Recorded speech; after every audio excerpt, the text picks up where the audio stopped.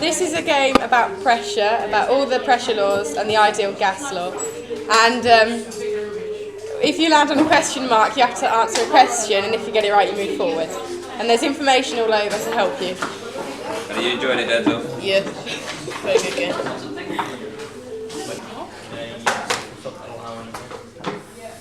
Oh wow.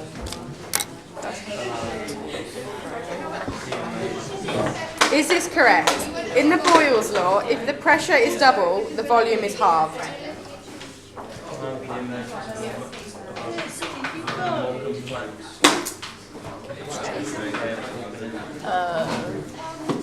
Is it correct? If the pressure is doubled, the volume is halved. It is, well done.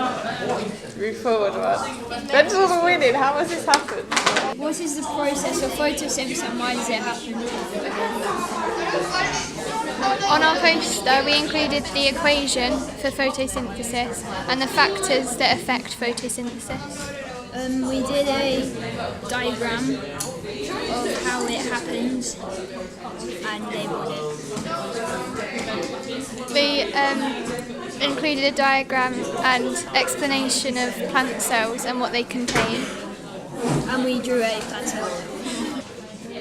Our question was how and why do evergreen trees keep their leaves while other trees don't in winter, and how does it tie in with photosynthesis?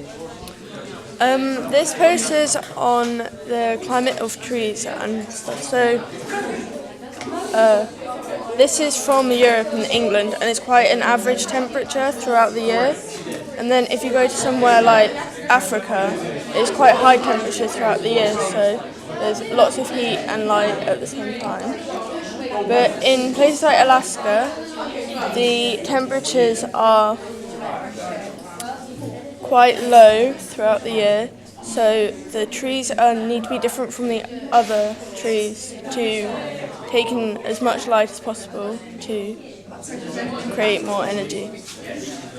On our next poster, we looked at how the shapes of leaves affect how much they take in and what links this to the theory of evolution. So we did a bit on the history of the theory of evolution, and we did a bit on what it actually was, and then we compared the two leaves and kind of annotated the adaptations that they had.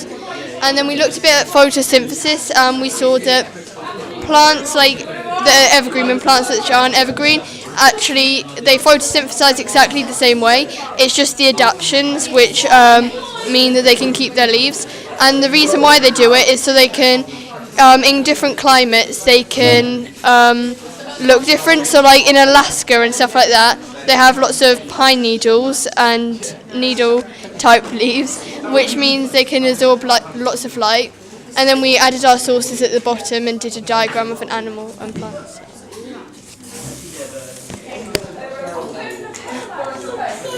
Okay, so for this project we decided to do a little bit on how nature relies on itself to make food webs and how photosynthetic organisms start all food webs and food chains.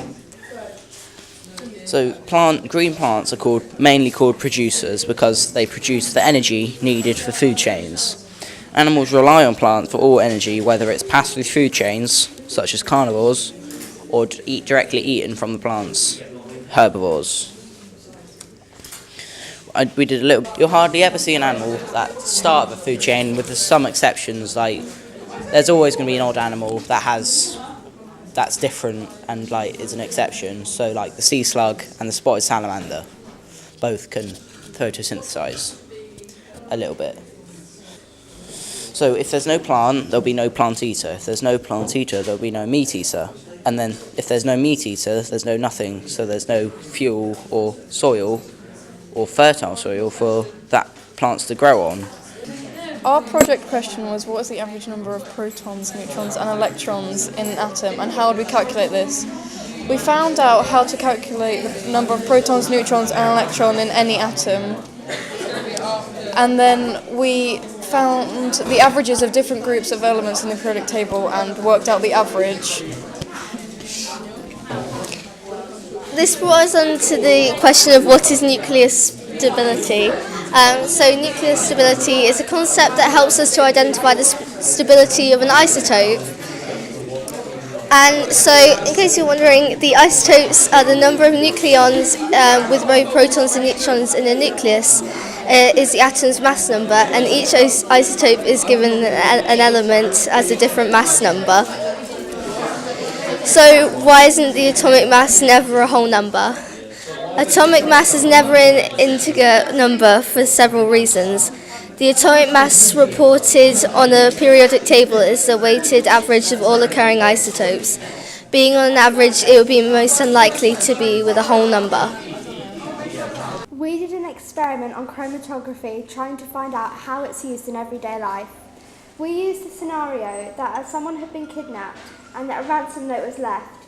Luckily, it was separated using the chromatography method.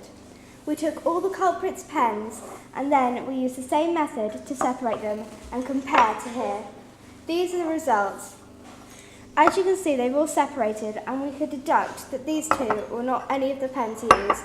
We had these left. This faded, and therefore we didn't think it was soluble, therefore it couldn't have been this one. Finally, we were left with this, and we compared it. So taking it out, it had some similar colours and same patterns, and it took roughly the same amount of time in the same amount of water.